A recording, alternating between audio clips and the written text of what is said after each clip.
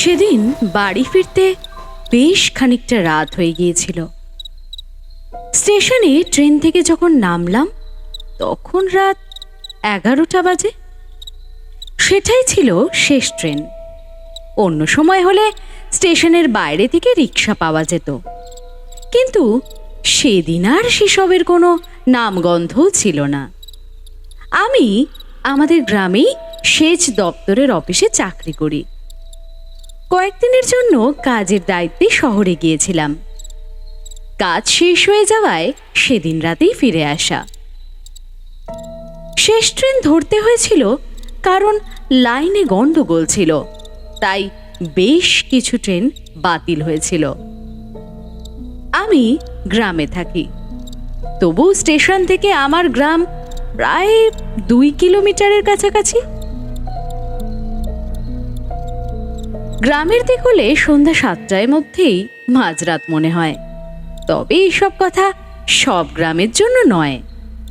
এখন তো অনেক গ্রামেই বিদ্যুৎ এসে গেছে, তাদের কথা আলাদা। কিন্তু আমার গ্রামে আজও বিদ্যুৎ আসেনি। তাহলে আমার সেই সময়ের কথা একবার ভাবুন। আমি কিছু না ভেবে ভগবানের নাম নিয়ে এগিয়ে চললাম। আবার সেদিন ছিল বৃষ্টির রাত, তবে ঝমঝম করে বৃষ্টি হচ্ছিল না, ঝিরঝির করে হচ্ছিল। আর তার সাথে মাঝে মধ্যে দমকা ঝোড়ো হাওয়া। আকাশের দিকে চেয়ে দেখেছিলাম মাঝে মধ্যে বিদ্যুৎ চমকাচ্ছে। স্টেশনের কাজটা একটু জমজমার জায়গা, স্বাভাবিক ব্যাপার। আর স্টেশনের বাইরে রাস্তাটা একেবারে শুনশান, ইটের রাস্তা। সেই রাস্তায় এঁকে বেঁকে চলে গেছে বিভিন্ন গ্রামে গ্রামে। তার মধ্যে আমাদের গ্রামটা দ্বিতীয়।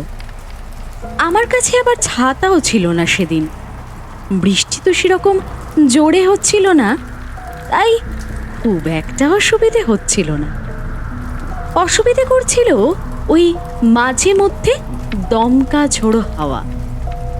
তাও 10-15 মিনিট পথ হেঁটে এসেছি। হঠাৎ দেখলাম আকাশ থেকে যেন একটা হিলহিলে সাপ এসে দূরে একটা তাল গাছের মাথায় আগুন জ্বালিয়ে দিল। একটা বিকট শব্দ।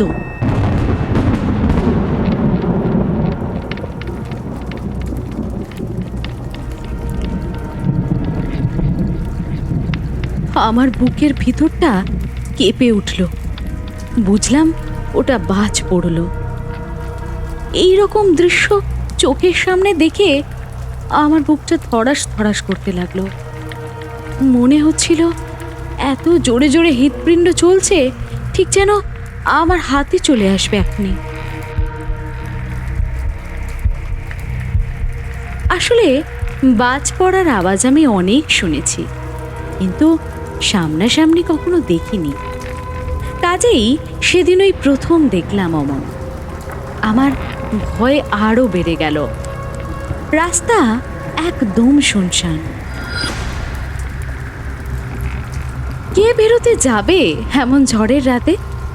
বাইরে যদি খুব একটা প্রয়োজন না থাকে তাহলে রাস্তায় কাউকে একটা দেখা যাবে না। রাস্তার চারপাশে ঘর বাড়ি নেই, শুধু ধান জমি আর ধান জমি। দু চোখ যেদিকে যাবে সেদিকেই দেখা যাবে। আসলে ওই বাজ পড়ার আগে আমি প্রথম গ্রামটা পেরিয়ে এসেছি। এবার আরও কিছুটা পথ এইভাবে যেতে হবে, তারপরে আমাদের গ্রাম শুরু। এই প্রথম গ্রাম আর আমাদের গ্রামের মাঝের অঞ্চলটা বড্ড ফাঁকা ফাঁকা। শুধু রাস্তা চলে গেছে দুপাশে ধান জমিকে সঙ্গী করে। ভয় আমার বেড়ে গেল।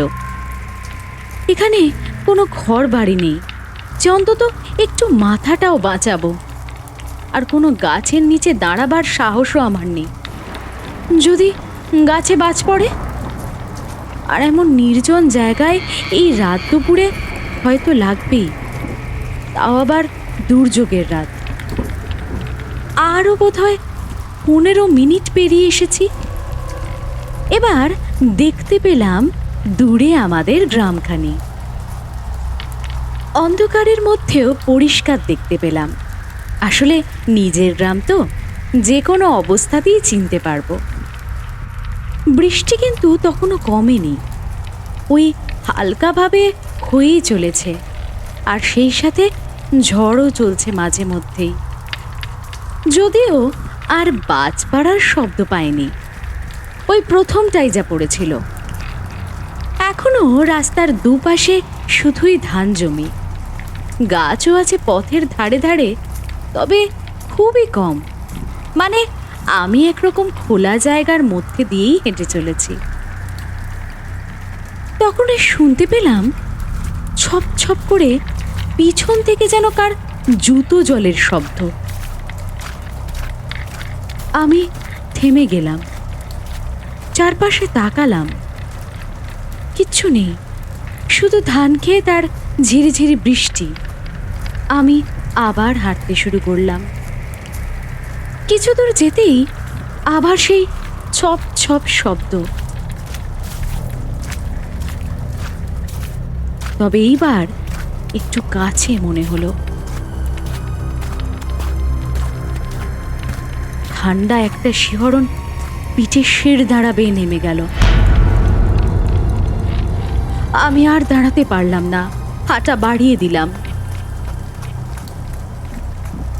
প্রায় দৌড়ের মতো। তবুও সেই শব্দ থামল না, বরং এবার যেন আমার পায়ের সাথে তাল মিলিয়ে চলতে লাগলো। অভিশপ্ত তাল গাছ, তারপর হঠাৎ এক সময় রাস্তার ধারে দাঁড়িয়ে থাকা সেই বাজ পড়া তাল গাছটার গোড়ায় একজন লোককে দেখতে পেলাম।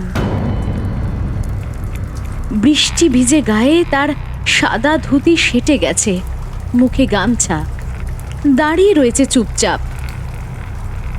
ওই গাছটা সবাই কানাই দত্তের তাল গাছ নামেই চেনে।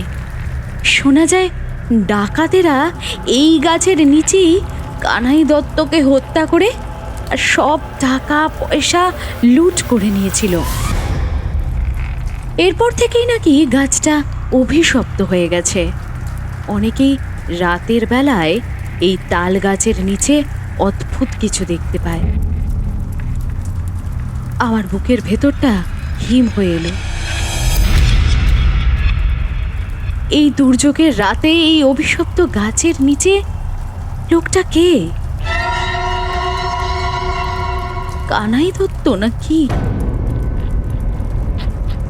আমার পা দুটো যেন মাটিতে গিথে গেল। আমি লোকটার দিকে তাকিয়ে রইলাম। সেও স্থির, নিথরভাবে আমার দিকেই মুখ করে দাঁড়িয়ে রয়েছে। পিছন থেকে সেই ছপ ছপ শব্দটা কখনো আসছে, কিন্তু এবার যেন শব্দটার মধ্যে একটা ভেজা ঘষ্টানোর আওয়াজও মিশে আছে। আমি আর থাকতে পারলাম না, কাঁপা কাঁপা গলায় চেঁচিয়ে বলে উঠলাম, কে কে ওখানে? পিছনে পিছনে কেউ আসছে? লোকটা আমার কথায় নড়ল না, শুধু খুব ধীরে ধীরে আমার দিকে একটা আঙুল তুলল। আমি নিজের সমস্ত শক্তি এক করে গ্রামের দিকে ছুট লাগালাম। কবরস্থানের বিভীষিকা তাল গাছটা পিছনে ফেলে আসতেই আমার মনে হলো আমি প্রায় নিরাপদ। গ্রামের সীমানা আর বেশি দূর নয়, কিন্তু আমার স্বস্তি বেশিক্ষণ রইল না। গ্রামের ঠিক ঢোকার মুখেই যে আমাদের পুরনো কবরস্থানটা, দিনের বেলাতেও সেখান দিয়ে যেতে গা ছমছম করে। ঝোপঝাড়ে ঢাকা ভাঙাচোরা কয়েকটা কবর, এইটুকুই। আমি কবরস্থানের পাশ দিয়ে প্রায় দৌড়ে পেরিয়ে যাচ্ছিলাম, সেই ছপ ছপ শব্দটা যেন একটু দূরে সরে গেছে। আমি হাঁপাতে হাঁপাতে ভাবলাম, যাক, আর ভয় নেই। কিন্তু তখনই আমার চোখ গেল কবরস্থানের সবচেয়ে পুরনো কবরটার দিকে। ওটা কার কবর কেউ জানে না, শুধু একটা ভাঙা পাথরের চাই পোতা আছে। আর সেই কবরটার ওপর আমি যা দেখলাম, তাতে আমার নিঃশ্বাস বন্ধ হয়ে এলো। কবরের ওপর উপুড় হয়ে বসে আছে একজন, পরনে সাদা শাড়ি, পিঠের ওপর এক রাশ খোলা চুল বৃষ্টির জলে ভিজছে, আর হাত দিয়ে কবরের মাটি আঁকড়ানোর চেষ্টা করছে।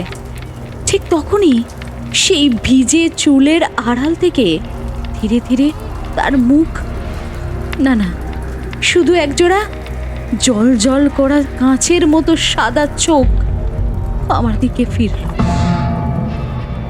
চোখ দুটোয় যেন কোনো পাপড়ি নেই, শুধু গোলাকার সাদা বল, আর মাঝে পিনের মাথার মতো কালো বিন্দু। বুকের ভেতরটা হুড়মুড় করে উঠল। আমি চিৎকার করতে চাইলাম, কিন্তু গলা শুকিয়ে কাঠ। তারপর সে যেন হাঁটা শুরু করলো আমার দিকে। না, হাঁটা না, পা মাটিতে ঠেকছে না, মাটি ছুঁয়ে কবরের ওপর দিয়ে ধীরে ধীরে ভেসে আসছে। আমি আর কিচ্ছু ভাবিনি, পাগলের মতো ছুটতে লাগলাম। পেছনে তাকানোর সাহস আমার নেই, শুধু দৌড়, শুধু বেঁচে থাকার জন্য দৌড়। ঝড় যেন আরো জোরে উঠল, তালপাতার মতো বৃষ্টি বুকে এসে সপাটে লাগছে। মাথার মধ্যে যেন শব্দ হচ্ছে, ছপ ছপ। কে জানে, সে আমার নিজেরই পায়ের শব্দ। কে জানে শেষ রক্ষা হবে। অবশেষে আমি আমার বাড়ির গেট ছুঁয়ে ফেললাম। লোহার শীতল স্পর্শে আমার প্রাণ ফিরে পেলাম। ভিতর থেকে গম গম করে কুকুরের ঘেউ ঘেউ শব্দ শুনতে পাওয়া গেল। আরও খানিকটা স্বস্তি পেলাম। বলাই তো আছে, আমার বিশ্বস্ত রক্ষী। মা, বাবা, দরজা খোলো, দরজা খোলো। গলা ফাটিয়ে চিৎকার করলাম, হাত দিয়ে জোর করে গেট ধাক্কা দিলাম। বৃষ্টিতে ভিজে গেটের লোহার রডগুলো পিচ্ছিল, হাতটা পিছলে গেল। ভেতর থেকে আলো জ্বলল। বাবা মা নিশ্চয়ই লণ্ঠন নিয়ে বারান্দায় এসেছেন। ঠিক তখনই বলাইয়ের ঘেউ ঘেউ শব্দটা হঠাৎই যেন আর্তনাদ, একটা চাপা গোঙানিতে বদলে গেল। তারপর সব চুপ। ঝড় বৃষ্টির শব্দের থেকেও ভয়ঙ্কর সেই নিস্তব্ধতা আমার শিরদাঁড়ায় কাঁপুনি ধরিয়ে দিল। আমার বিশ্বস্ত রক্ষীর আওয়াজ থেমে গেছে কেন? কেন? হঠাৎ একটা ভারী ভিজে গুমোট শব্দ। বাড়ির সামনে সেই পুরনো পুকুরের দিক থেকে যেন একটা বড়সড় ভারী বস্তু জলের ভেতরে ডুব দিল। শব্দটা এতটাই স্পষ্ট, এতটাই বাস্তব, ঝড় বৃষ্টির শব্দকেও যেন কয়েক মুহূর্তের জন্য ছাপিয়ে গেল। আমার হাত আবার গেটে ঠেকল। এবার আর ঝোরে ধাক্কা দেওয়ার সাহস হলো না। গা ছমছম করে উঠল। কি ছিল ওটা? পুকুরের জলে পড়ল কি? কেউ কি লাফ দিল নাকি? কিছু একটা জলের ভেতর থেকে উঠে এলো। মাথার ভেতর খেলে গেল পুকুরের সেই পুরনো কাহিনী। অনেক বছর আগে ওই পুকুরে একটা বউ আত্মঘাতী হয়েছিল। তারপর থেকে রাতে কেউ পুকুর পাড়ে যায় না, বিশেষ করে এমন অন্ধকার বৃষ্টির রাতে তো নয়।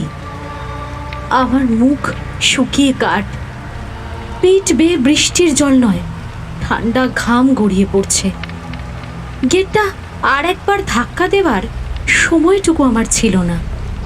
আমি পাথরের মতো দাঁড়িয়ে রইলাম। আমার কানের মধ্যে শুধু ঝড়ের শোঁ শোঁ শব্দ আর নিজের হৃৎপিণ্ডের ধুকপুকুনি। পুকুরের জলের দিকে তাকাতে ভয় করছিল, তবু চোখ দুটো যেন নিজে থেকেই সেদিকে চলে গেল। অন্ধকারের মধ্যে কিছু বোঝা যায় না, শুধু বৃষ্টির ফোঁটা পড়ে।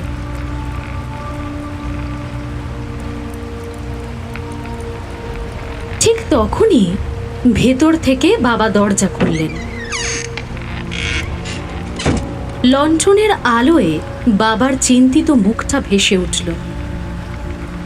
এত দেরি করলি কেন? আর বলাইটা হঠাৎ করেই অমন চুপ করে গেল কেন? বাবার গলা শুনে আমার শরীরে যেন শক্তি এলো। আমি গেটটা এক ঝটকায় খুলে উঠানে ঢুকে পড়লাম। বাবার পেছনে পেছনে ঘরে ঢুকতে যাব, ঠিক তখনই আমার চোখ আবার পুকুরের দিকে গেল। লণ্ঠনের আলো উঠোনে পেরিয়ে পুকুর পাড় পর্যন্ত আবছাভাবে পৌঁছেছে, আর সেই আলোয় আমি দেখলাম পুকুরের ঘাট থেকে একটা ভেজা অবয়ব উঠে আসছে। আমার গলা দিয়ে একটা গো গো শব্দ বেরিয়ে এলো, যেন বুকের ভেতর জমে থাকা বাতাসটা হঠাৎ ছুটে বেরোতে চাইছে, কিন্তু পারছে না। আমি বাবার দিকে তাকালাম। তিনি পেছনে ফিরে ঘরের ভেতরে ঢুকতে যাচ্ছেন। তিনি কিছুই দেখলেন না, কিছুই টের পেলেন না। আমি পা ফেলতে যাব, ঠিক তখনই সেই অবয়বটা মাথা তুলে সোজা আমার দিকে তাকালো। লণ্ঠনের আলোয় তার মুখটা স্পষ্ট নয়, কিন্তু যা দেখলাম তাতে আমার শরীরের সমস্ত রক্ত জল হয়ে গেল।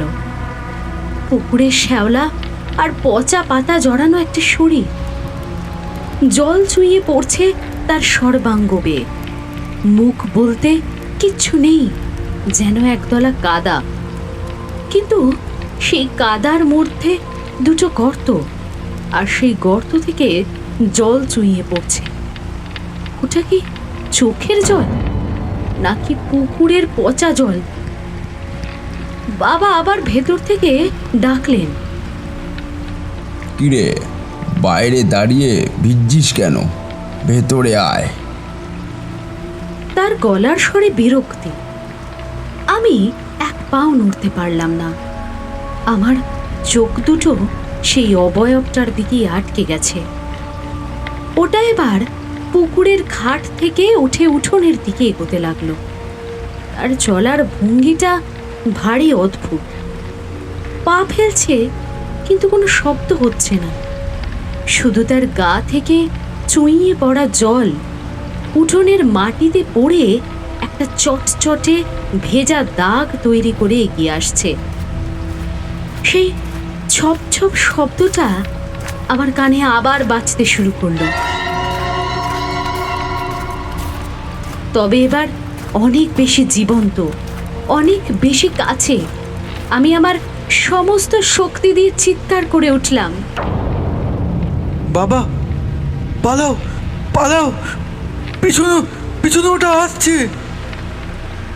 কিন্তু আমার গলা ঠিক যেন স্বর ফুটল না, শুধু একটা ফ্যাস ফ্যাসে আওয়াজ বেরোলো।